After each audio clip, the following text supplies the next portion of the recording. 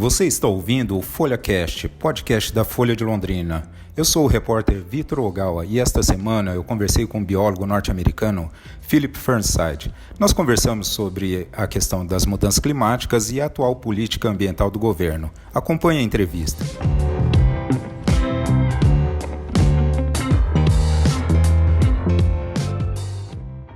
A gente viu que o desmatamento tem sido uma das principais polêmicas, né, desse ano, né? O que o senhor pode dizer sobre o assunto? Aumentou muito esse ano. Os dados do satélite mostram isso claramente.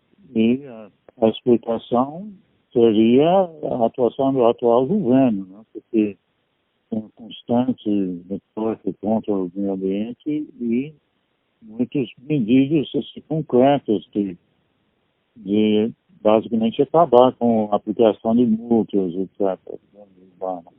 Então, essa notícia vai rápido pelo WhatsApp, etc., pela Amazônia, pelos matadores, e não tem outra explicação alternativa, se não tem grande mudança no preço da soja, no preço da carne de boi, etc., explicar isso. Então, é uma coisa grave, não é uma coisa que dá para, assim, voltar para trás só um discurso do presidente, coisa assim, uma coisa que já tem 8 meses dessa mensagem alternativa, até de encorajar quebrar as leis ambientais, não? Tem 2 ministros de meio ambiente e agricultura, né, que visitaram plantação ilegal de soja em área indígena, Rondônia, fevereiro, assim, louvando, pulando por fotos com as máquinas, etc. Então, a mensagem que dá é de que se pode violar as leis sem problema. Até o próprio presidente não foi multado por pesca ilegal antes de ser eleito e se que entrou conseguiu anular a multa no Obama e demitir o agente que deu. Então, essa é uma interferência dentro dos órgãos que manda mensagem para todos os funcionários que aplicam multas, etc. Muito claramente favorecendo o desmatamento. Quanto tempo leva para regenerar uma área de mata queimada, como essas que estão acontecendo na Amazônia? O problema é que esse é completamente teórico, porque, na verdade, depois de queimar, é muito mais provável outro incêndio entrar na floresta. Se fosse possível, de alguma forma, assim, fazer uma cerca de concreto e assim, isolar a área de floresta, deixar um século e recuperar, mas pelo menos em termos de biomassa. Mas é uma coisa que não acontece nunca na prática. Quando se tem um incêndio, isso na floresta, muitas das queimadas que estão acontecendo não é um incêndio florestal, é outros tipos de queimada. Mas no incêndio florestal, ele mata árvores, não todas, não, mas algumas. Então, essa deixa muita madeira morta dentro da floresta. E também abre buracos na copa onde entra luz e vento, etc., para ressecar mais a floresta por dentro.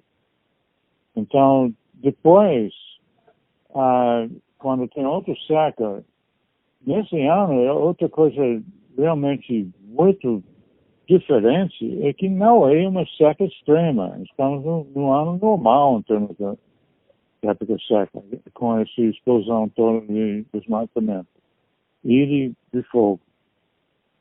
Mas, geralmente, os incêndios acontecem em ano de El Niño ou do dipolo do Atlântico, no caso de 2005 e 2010. Então, nesses anos, o fogo fica entrando na floresta a partir de roças e pastagens, etc., que são todos os lados, já que tem cada vez mais gente espalhada pela região. Então, esse entra na floresta e mata árvores. Próxima vez que entra, tem madeira morta e fogo é maior, mata mais árvores. Então, é um ciclo vicioso que vai continuando até acabar com a floresta. Depois de 3 ou 4 incêndios, não é mais floresta. Então, isso é uma coisa extremamente perigoso, porque é uma coisa que é fora do controle humano. É muito diferente do desmatamento. O desmatamento, a pessoa cortando a árvore com motosserra, ele pode decidir de não fazer isso. Então, o governo pode tomar medidas para inibir. Mas quando é o fogo entrando e a floresta queimando por conta própria, esse vai embora. Então, é uma coisa que tem grandes danos em potencial para o clima, inclusive, entre os outros impactos, a biodiversidade, etc. Mas, por ser não proposital, é muito mais perigoso. Certo. O senhor mencionou riscos à biodiversidade, né? Qual o risco de se perder espécies que a gente ainda não conheceu ainda, ou espécies que a gente já conheceu, mas que estão em risco de extinção? Qual é o perigo de algumas espécies até sumirem? Bom, isso é claro. Tem muitas espécies que são endêmicas, que só acontecem em um lugar. Então, se aquele lugar é transformado em pastagem, coisa assim, aquelas espécies vão à extinção. É uma coisa que se sabe que acontece, vem acontecendo há muitos anos, só que com essa aceleração do desmatamento e chegando a eliminar áreas de floresta maiores, isso implica em extinção de espécies. E muitas espécies na Amazônia não são conhecidas à ciência. Com isso, se perde esse material genético que poderia até contribuir para algumas pesquisas científicas, para descobrir até curas para algumas doenças, né? Tem utilidades desse tipo de biodiversidade, além de outras razões para manter a biodiversidade. É um enorme estoque de informações genéticas, né, que só depois se descobre quais são as suas utilidades. Agora, do clima, é importante entender que são coisas que afetam o Brasil diretamente. Não? A ciclagem de água é essencial, inclusive para você lá no Paraná. Né? Você recebe água que vem da Amazônia. A Amazônia é só um dos biomas que existe aqui no Brasil, né? E o papel dos outros biomas para essa questão climática? Bom, no caso do Cerrado, está sendo destruído até mais rapidamente do que a floresta amazônica. De Matupiva, é pouco, né? Entre Tocantins, Maranhão e Piauí. E Bahia. Essa área está sendo destruído. E tem bastante carbono no cerrado, nem tanto nas árvores, na parte fora do solo. Mas tem muito biomassa nas raízes da vegetação do cerrado. Então, se corta as árvores para plantar soja, as raízes que estão dentro do solo vai apodrecer, até a parte fica arrancada, assim, se faz com correntão também, e aí é emitido como gases. Então, esse também estão acrescentando a emissão brasileira. Agora, a Mata Atlântica já foi praticamente toda destruída, né? Então, se tem pouca coisa da vegetação original, que muito importante para a biodiversidade, que são os últimos vestígios da floresta. Mas, em termos de carbono, as áreas são menores que estão sendo convertidas, mas é uma parte também. Outros biomas, Pantanal, existe ameaças aí com a hidrovia que que vem tentando aumentar, isso leva a drenando parte da água e expondo o solo que está emitindo carbono. E também os pampas do sul, o que resta daquilo, convertendo em agricultura, leva a perda de carbono. Certo. Nos Pampas agora tem sido realizado cultivo de oliveiras e de uvas, né? O que o senhor acha disso? É uma coisa, o que resta da vegetação original, né, que são gramíneas com, assim, as raízes são mais profundas do que pastagem, por exemplo, e tem mais carbono no solo. Agora, se vai substituir com árvores, a árvore também tem um certo biomassa com carbono, mas a oliveira não é tanto, né? Porque são as pastadas que chegam a grande porte, mas comparado com a mesma área sem árvores, tem mais carbono. O Brasil não constava entre os grandes emissores de carbono até o fim dos anos 70, início dos anos 80, né? Daí, desde então, ele vem surgindo como um dos países que mais emite carbono no mundo, né? Isso daí coincidiu com aquela questão do milagre econômico. Depois disso, assim, foi um período que houve um desmatamento muito grande, aquela questão do êxodo rural, população migrando das propriedades rurais para as áreas urbanas e a mecanização da agricultura, né? Desde então, começou a ser discutida essa questão da consciência ambiental na Rio 92, Eco 92, né? Como é que está a agenda ambiental, a agenda climática desde então?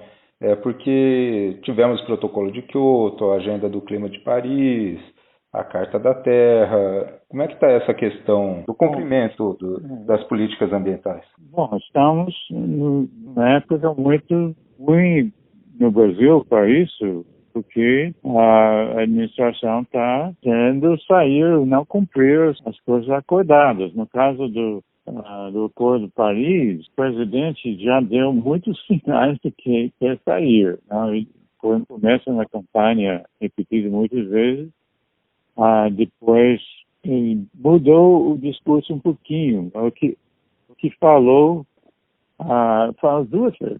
Primeiro, em janeiro, poucas semanas antes de entrar no cargo, falou que ele ia ficar, mas só se alguém fosse dar uma garantia por escrito que não teria o triplo A, que é uma proposta de uma ONG na Colômbia para ter uma cadeia de áreas protegidas ligando os Andes com o Atlântico.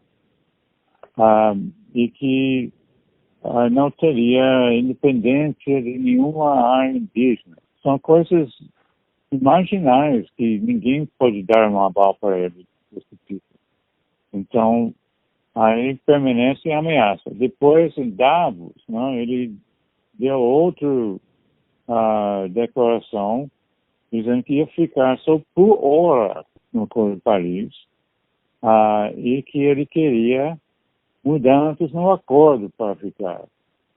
E esse é absolutamente impossível. Nós são 184 outros países que teriam que concordar com o que o Bolsonaro quer. Então, a ameaça de sair permanece. Agora também é evidente que as ações não estão alinhadas a cumprir a meta. Esses meses encorajando o desmatamento é exatamente o oposto que foi a promessa brasileira em Paris. Esse é um problema grave em termos dos acordos. Certo. E qual é o risco ao não se cumprir o que foi acordado? O que pode acontecer com o Brasil? Bom, realmente é uma coisa que não tem multas ou penalidades, etc.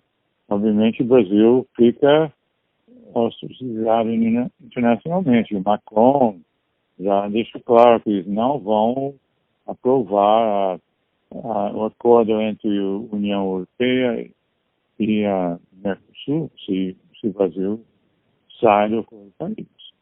Então, essas coisas vão acontecer, pode ter esse boicote de produtos da indústria brasileira, esse tipo de coisa.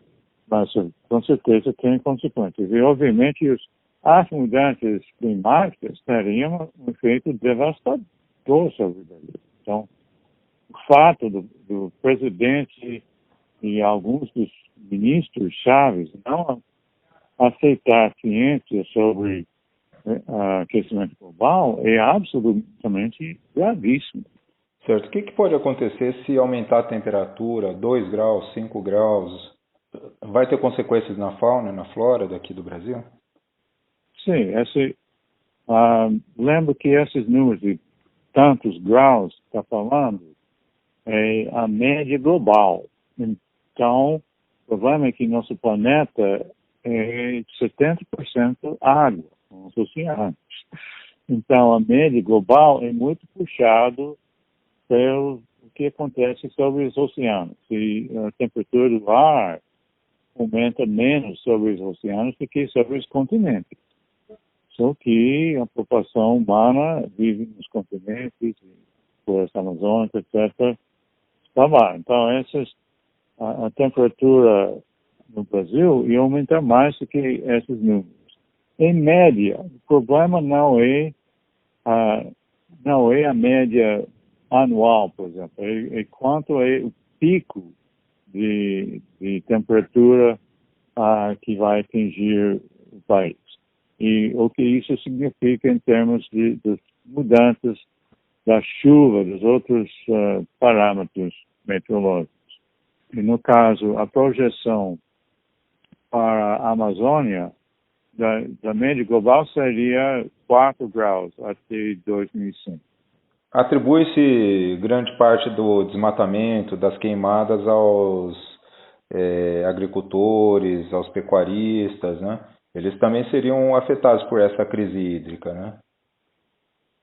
Exatamente. É uma das coisas que realmente é esperante para mudar a opinião do governo, tá? Porque o setor agropecuário é um dos setores que seria diretamente impactado pela mudança climática e, além de ser impactado por boicotes, etc. Então, eles devem estar com isso em mente para apoiar ações para diminuir o desmatamento, emissões, etc., e controlar o aquecimento global.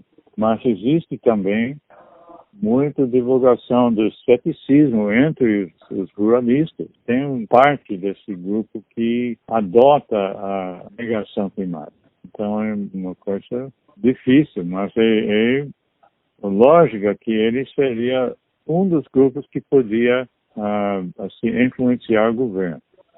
Certo. Tem muita gente que fala que impedir esses agropecuaristas de avançar sobre a mata é impedir o progresso, impedir o desenvolvimento econômico. O que o senhor pode dizer a essas pessoas?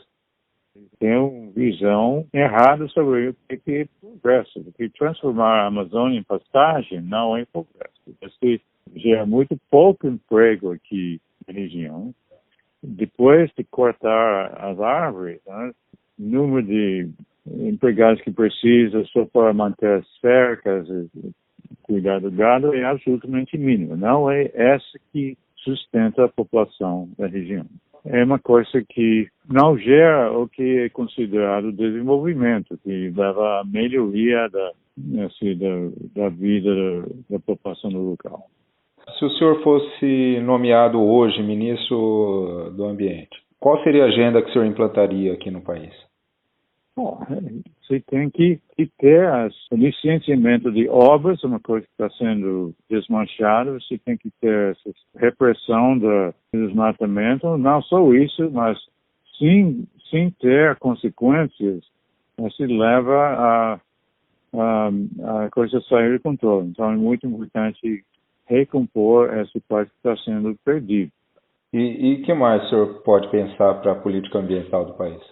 Bom, você também tem que criar esse mecanismo para compensar serviços ambientais. e tem que aumentar áreas protegidas, uma coisa que atualmente é paralisado e até sendo revertido, se diminuindo áreas que já existem. Como recuperar áreas degradadas? Bom, essa é importante, sobretudo em lugares como o Paraná. Aqui na Amazônia, não é a prioridade, porque é muito mais valor ambiental evitando o desmatamento da floresta que aqui ainda existe. É mais barato por cada hectare do que recuperar uma área já degradada, e o benefício é muito maior. Tem muito mais biodiversidade, carbono, reciclagem de água e tudo mais do que no hectare que vai tentar regenerar. Quando chega a situação da Mata Atlântica, basicamente só resta a opção de restauração. Mas na Amazônia, a prioridade hoje é outra. Bom, tem mais alguma coisa que o senhor queira falar, que o senhor acha importante a gente destacar? Bom, eu acho importante as pessoas entenderem a importância de mudanças climáticas. Porque muita gente não entende de que uma coisa que o Brasil sofre. Eles têm ideia de que o Brasil esteja sendo enganado por causa de alguma coisa que contra os interesses do país, para manter a floresta e evitar essas mudanças. Mas não é o caso. O Brasil seria o maior perdedor de longe em perder a floresta amazônica, inclusive através do impacto sobre clima, tanto na reciclagem de água, que conhece chuvas na Amazônia e também na parte centro-sul do Brasil, e em termos do aquecimento global. Um dos argumentos que o governo atual diz é que a Europa já desmatou tudo, os Estados Unidos também já teria desmatado e agora querem dar opinião sobre a política ambiental do Brasil. O que o senhor pode dizer sobre isso? Bom, esse é um argumento completamente falso. Não é verdade que ficam ricos por ter destruído a floresta, né? Se você vê os Estados Unidos, os lugares que foram desmatados, por exemplo, no norte do Michigan, do Minnesota, aquelas áreas que eram florestas enormes, deve saber o mito do pau boom, etc., que cortando as árvores enormes, aquelas realmente existiam. E hoje, aqueles lugares são bolsões permanentes de pobreza, com a população vivendo assim, com programas de assistência do governo. Agora, a ideia de que outros países, por ter destruído coisas, não tem, o que eles fazem não tem validade, esse falácio, não importa o que quem está falando faz. O que importa é a veracidade da informação. E como é que você compara o bioma brasileiro, a riqueza da vegetação, da flora, da fauna, com outros lugares que o senhor conheceu? Bom, isso aqui floresta tropical, assim, de primeira, conheço de várias partes do mundo. Mas, certamente, em termos de tamanho, é de longe o maior. E tem uma biodiversidade muito alta. E essa importância global é muito grande, é diferente de um lugar pequeno, né, como vestígios do Mata Atlântica, o que é na América Central, coisa assim, porque você tem esse impacto enorme sobre o clima, outra dimensão dos problemas e das consequências. Então, é um dos lugares mais importantes para esse tipo de pesquisa. Sr. Felipe, muito obrigado, viu? Um prazer.